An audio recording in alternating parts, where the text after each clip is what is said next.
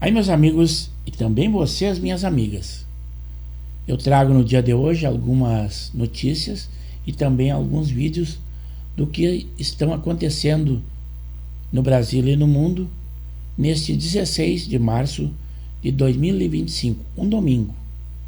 No Rio Grande do Sul, teremos o clássico Grenal, em que o Inter leva uma boa vantagem, 2-0 na primeira partida. E, com isso, impedir de que o Grêmio conquiste o octacampeonato, por enquanto que só o Inter conseguiu no Rio Grande do Sul. Quanto às manifestações pelo direito de expressão e também pela anistia dos golpes acusados de que houveram no 8 de janeiro, nós tivemos muitas frases de efeito. Por exemplo, nós vamos derrotar o alexandrismo. Quem diz isso foi o senador Flávio Bolsonaro, em alusão àquela frase dita pelo presidente do Supremo, pelo Barroso, que disse: nós vencemos o bolsonarismo. Também o deputado Nicolas Ferreira diz que não é obrigado a achar as petistas bonitas. E eu espero que vocês não queiram pedir a mim esse sacrifício, porque eu me nego. Também a PGR arquivou aquelas denúncias contra os gastos de Janja. É Paulo Goné atuando. Então esqueçam, eu acho que vai ficar enquadrado naqueles 100 anos de secreto da divulgação desses gastos que já foi decretado anteriormente. Mas vamos logo àqueles atos, algumas filmagens e imagens trazidas pelo UOL. É aquele canal da imprensa que eu não recomendo a ninguém. E inclusive o Instituto de Pesquisas, de um grupo de pesquisa da USP. Conhecendo as suas ideologias, nós sabemos que estamos e estaremos sempre muito mal informados. E vejam a preocupação que eles têm em pegar um ângulo de reduzir cada vez mais a quantidade de público presente em Copacabana. Mas eles comparam também o ato de Bolsonaro com o ato de Bolsonaro, porque se comparasse com atos convocados pela esquerda, seria esmagador e não teria nem graça da gente assistir. Mas vejam aí algumas imagens tiradas dos manifestos desse domingo em Copacabana, no Rio de Janeiro.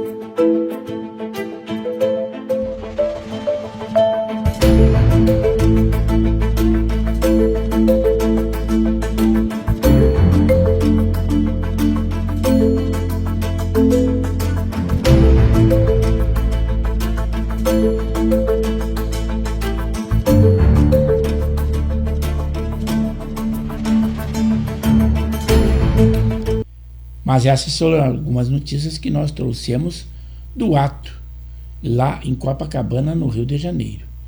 Mas pelo mundo, a Israel e Hamas retomam conversações para prorrogar a trégua lá em Gaza. Um incêndio numa boate deixou 59 mortos e mais de 100 feridos. Foi na Macedônia do Norte. O presidente da Ucrânia diz que a Rússia está prolongando a guerra. Mas quanto a Rússia e a Ucrânia ainda, eles lançam ataques aéreos intensos em meio a negociações de um cessar-fogo. É a luta por territórios caso isto venha a acontecer. O presidente Trump afirma que o líder do Estado Islâmico no Iraque foi morto. O governo federal está consultando governadores sobre a redução do imposto de alimentos no Brasil. Mas também nós temos que falar daquela rapidez que está acontecendo para o julgamento de Bolsonaro e outros, e agora inclusive divididos em grupo. E quem vê esta iniciativa pensa que a justiça no Brasil é veloz, rápida e justa. Vejam aí esse noticiário. Bolsonaro criticou justamente a rapidez com que a data foi definida pelo ministro, que é presidente da primeira turma, Cristiano Zanin. Olha, Jair Bolsonaro já se manifestou sobre essa celeridade do STF para marcar uma data para o início do julgamento sobre a tentativa de golpe de Estado. Ele disse que é um julgamento que parece que o devido processo legal por aqui funciona na velocidade da luz, uma manifestação escrita aí no X, o antigo Twitter, mas só quando o alvo está em primeiro lugar em todas as pesquisas de intenção de voto para a presidência da República em 2026, foi o que disse Jair Bolsonaro. Bom, Cristiano Zanin então marcou a data para o início do julgamento desse chamado núcleo 1 dos denunciados pela tentativa de golpe de Estado. Ao todo são 34, nesse primeiro momento são 8 nomes, incluem ex-ministros do governo de Jair Bolsonaro, como Augusto Heleno, Walter Braga Neto, também Anderson Torres e o próprio ex-presidente. Esse julgamento deve iniciar então no dia 25 de março e pode se estender ainda no dia 26, conforme marcou o presidente da primeira turma do STF, Cristiano Zanin. Além dele, quem estará também nesse julgamento é o relator Alexandre de Moraes, Luiz Fux, Carmen Lúcia e Flávio Dino. Eles compõem então a primeira turma. As defesas tentaram levar para o plenário do STF esse caso, porém não venceram. Bonet negou que seja necessário, porque a primeira turma tem prerrogativa para conseguir fazer esse julgamento. E essas foram algumas notícias que eu trouxe no dia de hoje. E também uma boa estratégia que foi aplicada pelo reajuste dos combustíveis. Na surdina, sem que falassem nada. E agora o presidente Lula não tem colocar a culpa no reajuste do ICMS. Parece que finalmente agora estamos sabendo de que esse reajuste é decretado pela Petrobras. Logo, logo aqui no sul nós teremos a gasolina a R$7. Já está chegando lá. No norte já chegou a isso. Mas assuntos temos bastante. E eu espero que vocês, além de assistirem o nosso vídeo na íntegra, que se manifestem, deem a sua opinião. E se for o caso, se inscrevam no canal. É Pepe Severo pelo YouTube. Temos edições diárias e os mais variados assuntos.